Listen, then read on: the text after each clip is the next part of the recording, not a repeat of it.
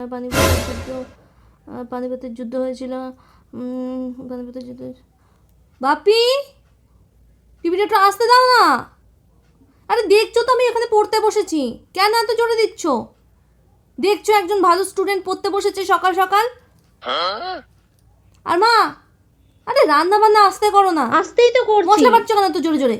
আমার অসুবিধা হচ্ছে তো এখানে পড়তে। ঠিক আছে পড়, আস্তে করছি। আস্তে করো আস্তে করো, আমি আমি সহ্য করতে পারছি না তো আওয়াজ। আমাকে পড়তে হবে তো নাকি, সামনে পরীক্ষা, আমাকে ভালো রেজাল্ট করতে হবে তো। পানিপথের যুদ্ধ, পানিপথের যুদ্ধ। ও মা, কি হয়েছে? তুমি যে বলেছিলে আমাকে ফোন দেবে 90% পেলে।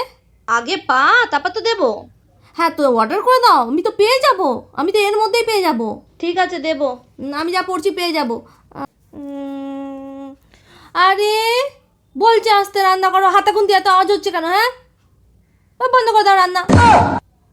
এটা মেধাবী স্টুডেন্ট পড়তে বসেছে, পড়তে দিচ্ছে না। দেখছি একটা ভালো স্টুডেন্ট পড়তে বসেছে সকালবেলা, এত সুন্দর পড়ছে, এত জোরে জোরে পড়ছে, পাড়া প্রতিবেশী জানতে পারছে যে আমি পড়াশোনা করছি। আর তোমরা ঘরের মধ্যে আওয়াজ করছো, একজন টিভি চালিয়ে বসে আছে, একজন রান্না করছে এত জোরে জোরে। হ্যাঁ পড়বে কি করে একটা বাচ্চা? পানিপথের যুদ্ধ, পানিপথে। আমি আজকে কিন্তু চাউমিন খাবো এখন। চাউমিন হবে না, রুটি তরকারি বানিয়েছি, খেয়ে নিবি।